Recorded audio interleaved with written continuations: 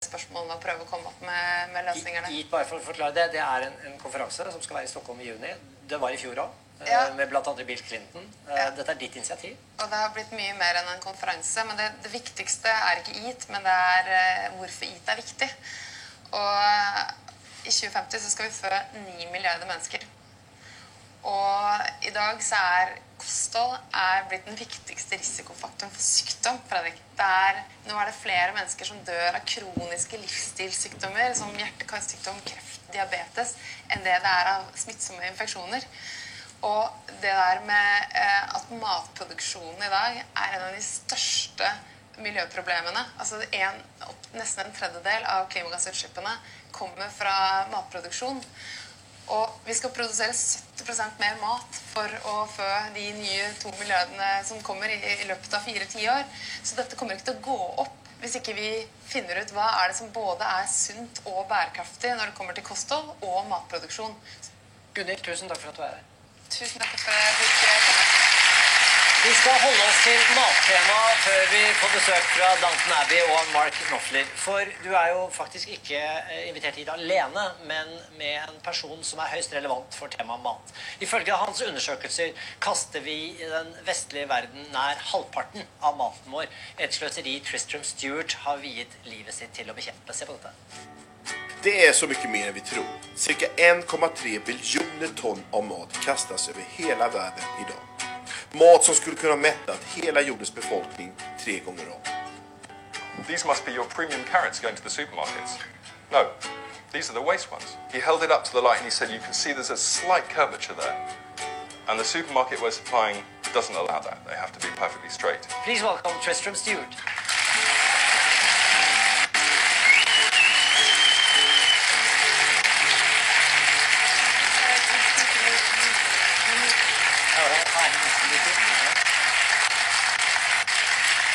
Welcome.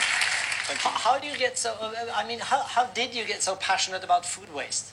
Oh, goodness. Well, I grew up on a small farm in Sussex. I always cared about food. I always cared about nature. And I knew that we were chopping down forests, and this had something to do with growing more food. But food waste in particular came into my life when I bought my first pigs and chickens a traditional way, which is on food waste.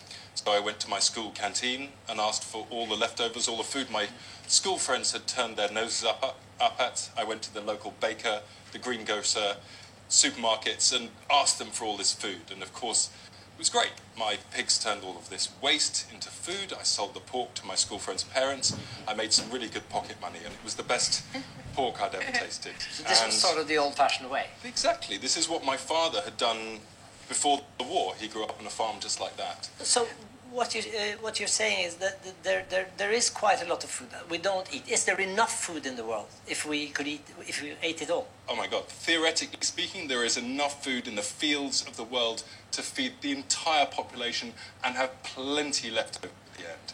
The problem is that we waste 1/3 of the food that is grown in the world, and we eat much more meat and dairy products than are either good for our own health or that of the planet. It's an inefficient process. So the idea that we're supposed to double food production or increase food production by 60 or 70% by 2050 in some parts of the world, sub-Saharan Africa, yes, increasing food production is needed. Globally, no.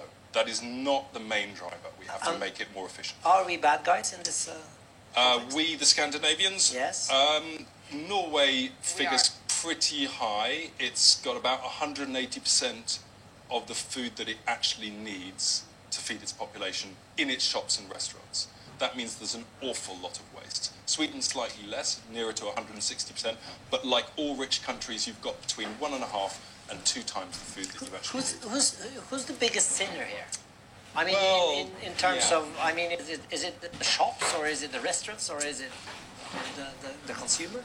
I think the word who is most responsible is a better way of looking at it than sinner. And I would argue very strongly that the supermarkets, who have a really strong concentration of power, there are only a few supermarkets, they control the supply chain. If we, the public, put pressure on those supermarkets to change their policies, make it less wasteful in the supply chain, that is a very, very strong lever. It's a power that we all have to bring around the reduction in food waste. And I've seen lots of good examples of that. But are we as consumers also a bit too picky? Markets why, for example, all the bananas have to look the same. And of course, bananas don't grow the same. This means that all the different shaped bananas are being wasted at source. And I've been to banana plantations where mountains of bananas are being wasted every single day. So if you ask supermarkets, why is this? They'll say, oh, well, consumers won't buy them.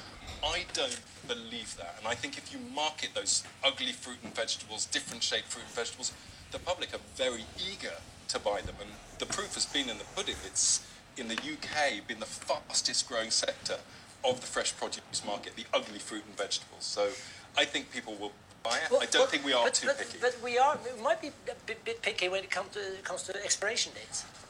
We have a lot of fear, understandably, of expiration dates, and by and large, the public of European countries do not understand those dates. They think it means that on that date it will poison you and you will die.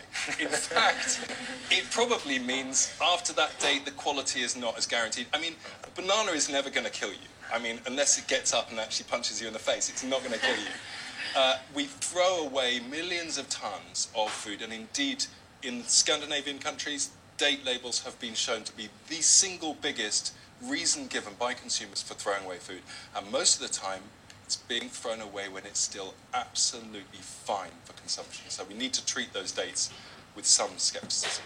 You walked the talk for many years, didn't you? By eating only from bins and That's containers. right. I remember the day when I was a teenager that I noticed that the food was perfectly good. There was some really better bread than my dad was buying from the supermarkets, you know.